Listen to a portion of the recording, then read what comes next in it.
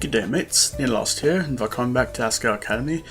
Last time we left off, we had more of a confrontation with the normal boots, and we decided that we were going to change again. Despite the fact that we declared that we were going to change back in episode 8, but we need reaffirmation of it because Hana's past decided to strike back. Now, let's continue, shall we? Bright and early the next morning, I scurried through the halls, searching for Satch. I had to catch him before he went into class. There was no way I could show my face in the senior's classroom with everyone still hating me. I turned a corner and was confronted with a flash of bright yellow. Hey! Hey, Hana, what are you up to? Caddy stood in front of me, his head tilted to one side. I still can't decide a voice for him. I didn't know him too well. In fact, this is possibly the first time we ever spoke on our own. Hey! Hey, Caddy, have you seen Satch? I think he was up a flaw. Something wrong? Nope, I made these flyers and I want to give them to him. I nodded at the pile of papers I was holding. They were nearly as tall as my torso. Caddy blinked, as if seeing them for the first time. Cool. He smiled weakly. I paused. Is something wrong? He shoved his hands into his jacket pockets and glanced around the hall. I wouldn't say anything's wrong, per se. He trailed off but didn't volunteer any information. Is it about the tournament? In a way, you could say that. He cast his eyes at the floor. Things suddenly don't look too good for us. That's too bad. He looked truly sad, but try as I might, I couldn't hide my glee. He looked at me in surprise, and a sharp gleam entered his eyes. Don't go thinking it's in the bag yet, Miss Mizuno. We'll give you a right run for your money. If you say so. Giggling badly, I scurried past him and up a staircase. My fingers were starting to cramp. It wasn't that the flyers were particularly heavy, though they were by no means light, but they were horribly awkward to carry, especially up staircases. I pushed the staircase door open with my back and entered the third floor. From across the empty hallway, I saw a familiar figure standing in front of an open locker. Good morning. Aha! Hey, girl. Huh? I dashed his Satch and dropped the pile of flyers in front of him, heaving. Perhaps running up the stairs wasn't such a bright idea. What's going on? What brings you here so early? Look! I took a flyer and shoved it into his face. He stepped back and peered at the writing. Be a good date, don't turn your books in late? What is this? Well, I made flyers to help you in your search for the missing books. I didn't want you to keep working on this alone, so... Hana. Oh, Hana. He cringed, scratching the back of his neck. That's great, but I don't know that the librarian would be happy with these. She'll think they highlight what a terrible job she's doing. Oh. Well, it is... Well, she is doing a fucking terrible job, man. I stared at the stack of flyers on the floor, stretching my hands to ease their stiffness. Because shouldn't she be looking for yours herself? Well, whatever. Still, he leaned down and flipped through the sheets. What? Did you make all these yourself? Yeah, last night. Might help me too. Your handwriting is really nice. Thank you. My hand got tired at the end though, so I'm not sure the ones at the bottom are any good. He straightened and stretched and stood for a while looking out the window. You know, I bet I could find something to do with them after all. Really? Really? Yeah. Yeah, if we use them right, they might even reduce the library workload. Happiness ballooned in my chest. Yay! That's wonderful. Yeah. Yeah, it is. Thank you so much, Hana. Really, it means a lot. I had to do something to help you. He smiled and reached a hand towards me, as if to ruffle my hair, but stopped mid-gesture and instead turned back to his locker. Well, I need to get to class early today, so I'll be seeing you. See you later. Right, well, have a good day. Copacetic. I will. You too, Hana. Make it copacetic.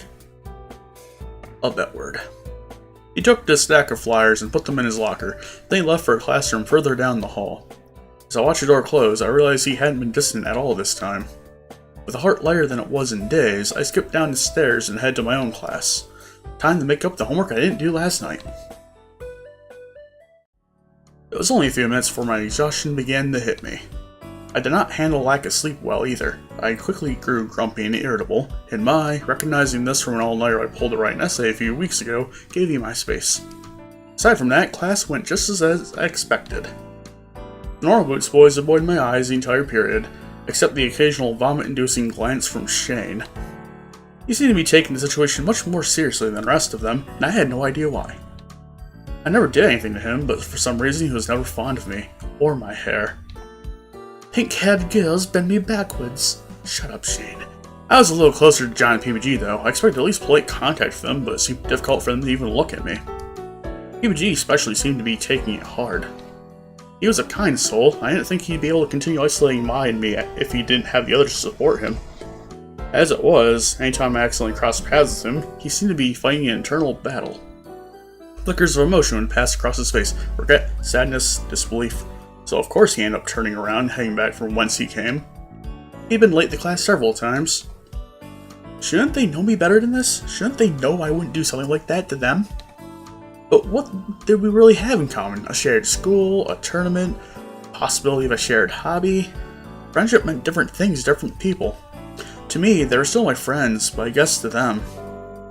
I was shown back into reality. Whoop, there goes gravity, as the bell rang.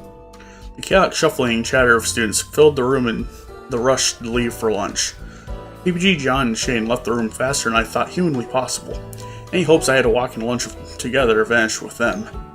Guess they didn't want to be in my presence any more than they had to be. Sighing, I zipped my bag shut. Then I felt a hand on my shoulder. Luke and Ian stood behind me, gazing at me in sympathy. At least Luke seemed sympathetic. Ian was being Ian. It was hard to tell what he was feeling with his face as impassive and disdainful as his. Hey. So, what's with the long face? Do you really have to ask?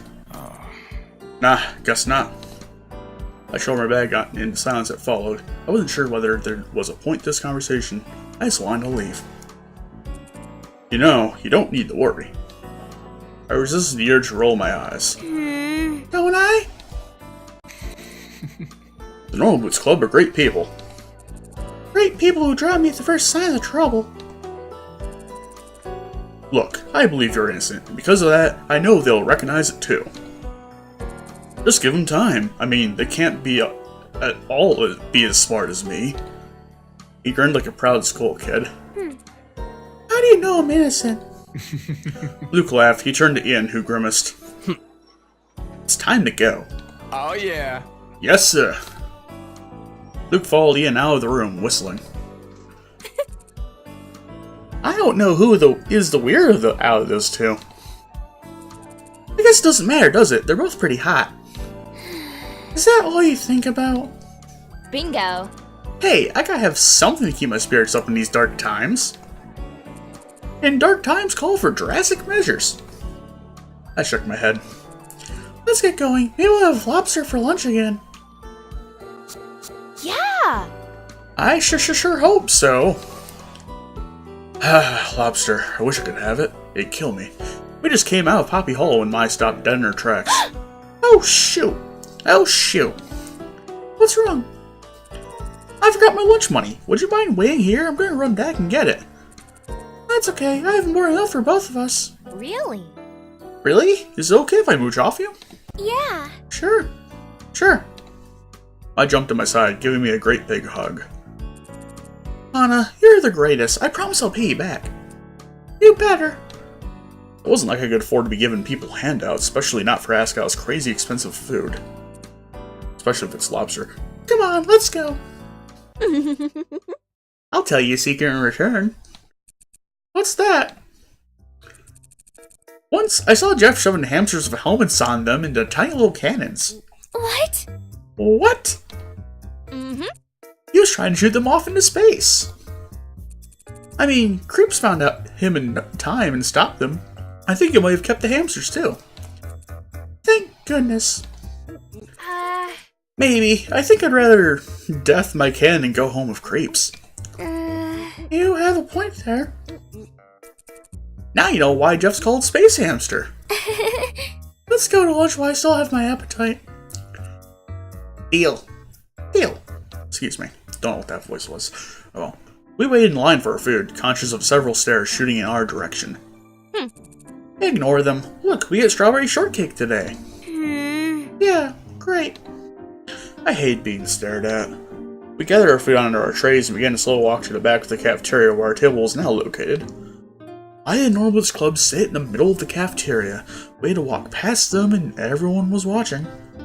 I tried to concentrate on the smell of strawberries and ham wafting from my tray, but only found myself thinking of Jared's cologne. Ham. Ugh, get a grip! As we trudged past them, I nudged me and smiled in their direction. No one was looking. They're all selling roasting their chopsticks and spoons. Everyone except Satch. Just before we made it to our table, something caught my attention. Jeff was smiling and waving at us. After a pause, the rest of the Hidden Block Club joined in. Oh! Mine and I smiled and waved in return, sat down at our table with lifted spirits. Neither of us looked at the other, but we were thinking the same thing. Norwood's club wasn't center of the universe, and really, why did we expect anything different from them? So, I've been thinking. That's a bad sign. Rude. Who do you think would take the boots and why? Norwood's club is almost universally beloved. Why is that, anyway? They're a group of crazy hot men surrounded by pubescent girls. You do the math. Right, got it. Well, maybe they have a crazy fan that took it then? She wanted to get their attention. I don't know. Seems not the way to do it. They'd hate you afterwards. They say the opposite of love is indifference, not hatred. No, there has to be something in it for them. You don't think the Hidden Block Club? We glanced over at their table. Huh? We waved at him. Caddy beamed and waved back. ... Really? Ian rolled his eyes. Well, I thought it was them at first, but now I don't think so. They're a lot nicer than I thought they were. yeah. I agree, there's no way they do it, plus Norwood's guys are their friends. And the boots were locked up. Someone had to get access when no one was looking. A school official? You think? Yeah, I mean, the librarian hates everyone in our school, and Satch in particular. And plus there's that creepy nurse. Ugh, I forgot about him. Weren't you just talking about him a minute ago? Why does he wear that mask? I heard he killed his cat, and now he thinks its soul's inside it. He wouldn't have killed a cat, would he? Rumor has it is if you take the mask away from him, half of his face is burned. What? From what? Ex-wife tried to kill him. He glanced in our direction. We snapped our attention back to our food. Well, we know from Gerard's read that he's... Okay, never mind. Okay, let's just pretend it's not him. There's no way I can face that guy. Who has a motive for hurting Norwood's club? We do. Well, now we do. Not then. What about... Clatter rang out and a hush fell across the cafeteria. Muffled, angry voices came from the middle of the room. Shane and Satch seemed to be having some sort of disagreement. Angry Satch? Oh no. Shane was waving his arms wildly and pointing towards us. Satch shook his head vehemently. PBG grabbed Shane's shoulder, but Shane shook it off. Finally, he seemed to settle down. Staring at the floor, he said something. The rest of the group stared at him in shock. After a brief pause, Satch gathered up his things and took a leave of the table. He's not leaving the club. What? No way. That can't be right. Satch strode across the cafeteria, stopping just over our table. Heat radiated off of him. He was still upset, though his expression didn't suggest it. Dot. Mind if I sit here? Oh, of course, go ahead. He placed his tray next to mine, sat down, and proceeded to eat his fish burger. Everything about him looked the picture of calm. It was only because he was sitting next to me that I saw he was slightly trembling. After a while, conversation started up again. Norwood's guys looked mournfully at Satch, but no one made the move to follow him. Satch ignored them. So... Hana, I think you're innocent. Thank you. I couldn't let this keep going. Friends don't do this. People shouldn't do this. I can understand why, but they were letting fear cloud their compassion. I just couldn't do it. Small warmth bloomed within me, and tears pricked the back of my eyes.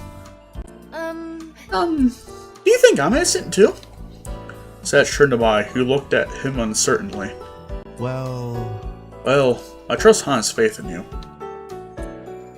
Oh, well, good. I think. Dot, dot, dot. Let's talk about something happier, how about? The rest of lunch passed comparatively uneventfully. The Himmelblatt guys each gave Satch a pat on the back on their way out, with the exception of Caddy, who shook his hand. Way to be different. Normal Boots men continued to ignore Mai and me. Before we knew it, class ended and the day was over. That night, I lay on my bed watching an anime about loony high school girls when there was a knock on the door. Do you know who that is? No. Oh, well, you'll get it. Rude. I pushed myself off my bed and opened the door. Hana. Hey, Hana. Hey. Satch, what are you doing here? He was beaming at me, hopping up and down like a kid at an amusement park. There's something I want to show you. Will you come with me? Sure, Mai, I'll be back later, okay? Mai only grunted in return. Together, Satch and I crossed the Bubao house. I've been working on this for a long time, at least a few years, but I think I finally made a breakthrough. I wanted to test it out, but things have been kind of tense lately, so I don't think I can ask Jared to do it. Yeah. Then I remembered I had you, and you said you wanted to help me out, so I finally figured out something you could do. He was talking a mile a minute, and I barely registered what he was saying before we found ourselves in his room. It was just as Spartan as I anticipated, being the love child of Jared and Satch. Yeah, Jared is out right now. That's why I came so late. Where is he? He had to go into the city for some reason. He did not look happy about it. He went to his closet and pulled out a large blanketed lump. Wonder if that's a reference to Jared's route. Here it is. He removed the covering with a flourish. On the floor in front of me was some kind of machine. Wires connected a helmet with a visor to an oddly shaped, almost square box. Satch kneeled next to it and started fiddling with a few things. See, I can test it myself, but it's a little harder because I'm the one who made it. I know how it's supposed to work. I have expectations. Really? Expectations? Are they great ones? Yeah. It's everything with this, so I don't know if it's actually working or if I'm manipulating it somehow. Plus, I can't evaluate the effects while I'm wearing it. I'm not sure if my perception of time is whack or if, again, I'm messing up the... You shouldn't be hearing this, or I'll mess up your run-through. Don't mind me. But what is this? A virtual reality machine. At least, that's what I hope it is. But no more questions. They'll ruin your experience. Satch flipped a number of levers and the machine began to hum at a dangerously high pitch. Noticing my worried glance, Satch chuckled. Don't worry, this thing is completely safe. I fell asleep wearing it once. Even Jared didn't notice. Were they deaf or something? That thing was giving me a headache.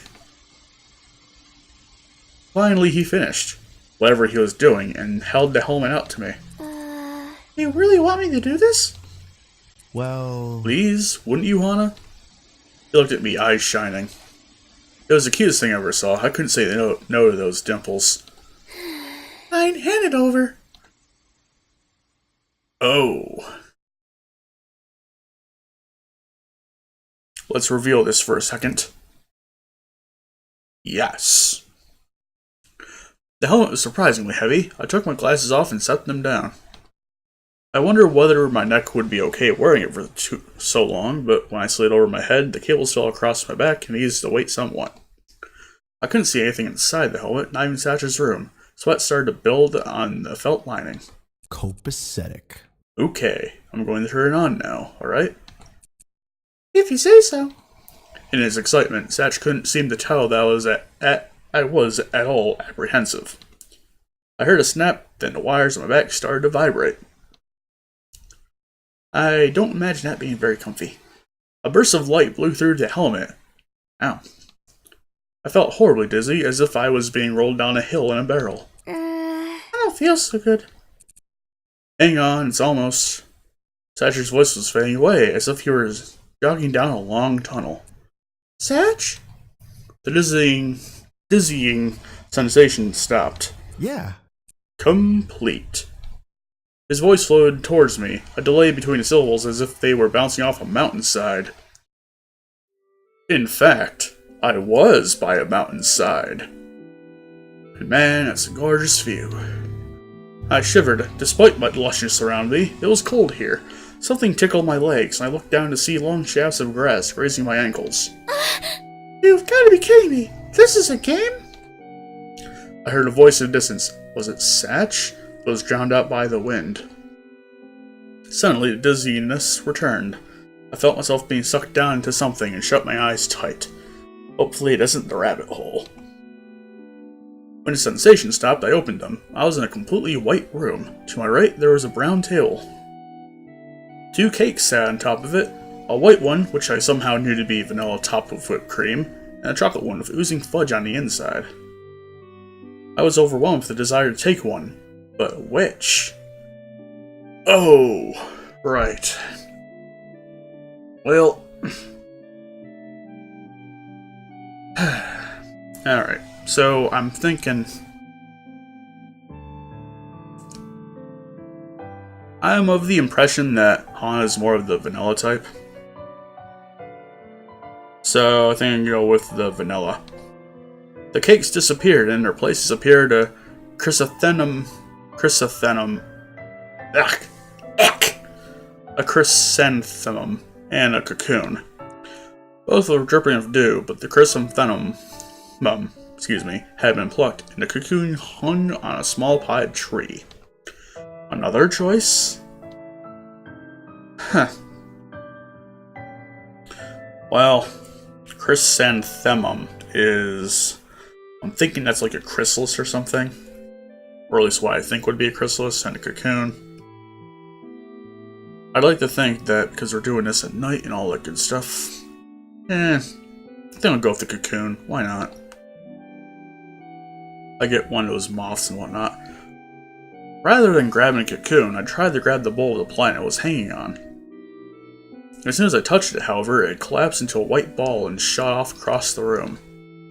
I hid under the table as it pinged around, loud as a firecracker. Suddenly it stopped, then a small pink box skittered under the table a few inches from my toes. It opened and a piece of paper slithered out and unrolled itself before me. A quest? Nervous but excited, I read it. Although you have a vast inner life, you can occasionally be quiet. You often have moments where you realize just how much you don't know about the world. You are a loyal and trustworthy person, and try to protect those you care about. Still, you realize you and your loved ones are not the only ones on this planet. You want to leave the world better than you found it, and that is a noble ambition. The world could use more people like you. Stay open to new beliefs. They might be the answer you seek. Fortune? The room disappeared and I was left in darkness. A rushing filled my ears, then I felt a familiar softness around my arms and smelled cinnamon in the air. I was back at Asagao. I pulled off the helmet and gasped for air. I felt like I was gone for days. I love that laugh. It worked. It worked perfectly. I watched him dance around the room as I caught my breath. What? What? Thank you so much for your help, Hana. Now come on, it's late. I'll walk you back to your room. What just happened? Well... It was a test scenario. I just had you run through it real quick and it worked. I'm so happy. I still don't understand what he was talking about, but suddenly we were in front of my room. I had no idea how he got there, let alone how fast. Was I really alright? You might feel a bit weird for a while, but it'll go away in a few minutes. I hope you're right. I reached for a doorknob. The coolness of the metal against my palm seemed to pull my senses together. until they almost clicked in my mind. I felt much better. Hey. Oh, Hana. Satch had his hand in his pocket, looking at me casually. Too casually. You still practicing for the tournament? Oh, I thought I wasn't involved in anymore in light of the circumstances. Satch nodded. Well, I think you should keep practicing. Really? Really? You think? They're being a little obstinate right now, but they'll come around. Trust me, they're great guys, and they're your friends. My friends? Really? I didn't say anything, but I couldn't hold back a bitter chuckle. I can't blame you for feeling that way, but... Well, just keep practicing. If nothing else, you can count on me. Dot. Thanks, Satch. I'm glad. I believe I can. Thank you. Satch beamed at me and scratched the back of his neck. Be good. Anyways, it's late enough. I'll see you later, Hana. See you later. Good night. Satch left down the hallway, and I turned the knob and headed inside my room. Hey, I'm back. Maya was standing next to the door, staring at me as if trying to read my face. Is something wrong? I heard what you were talking about. A small thrill of anger shot through me before I remembered just how thin dormitory doors were. Of course she heard us. I see. I walked past her and set my bag on my desk, waiting for what was coming next. Maya seemed to be considering what she should say. My heart sank. If Maya was actually thinking about what she wanted to say, it had to be something serious. Well... She sat on my bed, facing me and the rest of the room. There wasn't anywhere I could go to hide. Not like it'd matter. Damn, she was good. I didn't know the tournament was still on the table. Me neither, actually, but if Satch says I should keep practicing, there must be hope, right? Yeah. I trust him. I think it'll work out if he thinks it will. That's not what I was going to talk about. I know Satch is reliable. He doesn't say things without thinking them through, so... It's not about whether you can trust him. I put my hand on my hip, suddenly impatient. Then what is it? Well, are you sure you even still want to be in the tournament? Of course I do, Those boys have been treating you horribly. I know you were so happy when you had the chance to join the club and make friends with them. Heck, I was happy for you. That was a slight delay in clicking. We were both so excited. We truly thought they were or could be our friends. But they weren't. They aren't. Friends don't treat friends like this. Is it worth all the effort of practicing preparing for the tournament? Really? Are you sure you want to do it? And would it be just for fun or for them? I'm not trying to say they're not good people or that you shouldn't if you want to. I just want you to think this through. I don't like seeing people take advantage of my friends, people I care about. Take advantage? Were they taking advantage of me? Oh, God. Alright. So. We got 4 choices here. Let's think this through. So, she's asking us if we want to be in the tournament still. And she commented about how they could be taking advantage of us. I don't blame them for how they reacted. I think that's referring to, well, obviously, the way they reacted to the boots being missing. I'm not sure if that's the best answer or not, so we'll hold off on that one. Oh, no. I think I don't know is a terrible answer, because of course we know what the answer is. Of course we do. They're wrong. Well, while that statement isn't wrong, I think that might be interpreted as, like, passing the blame on them, and not taking this as maturely as we would want to be, I would hope. And enjoy the game. Well, that does answer whether we want to be in the tournament or not, and saying that we enjoy the game. Alright, well, I think it's down to either between I don't blame them for how they reacted or I enjoy the game. And, well, I think we're gonna go enjoy the game. I enjoyed the game. I don't know whether I deserve my friendship after all this. I don't know about them taking advantage of me either. Yeah. But what I do know is that I really love playing video games, more than I ever thought I did. Really? Really? That's great. And I want to keep playing them regardless of whether they'll let me. Maya marched over to me. Who needs those boys? If worst comes to worst, I'll play in the tournament with you. We can be the roasting pirouettes. What? The what? No. We can be the parted mice. Oh my god, how long have you kept that one under the table? Not important.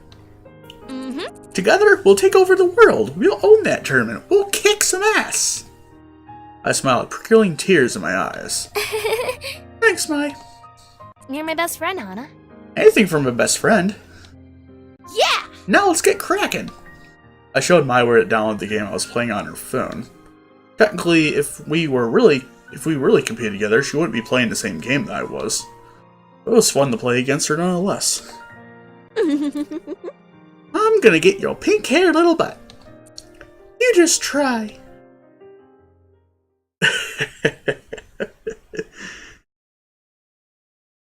Oh, it's chapter 3 already.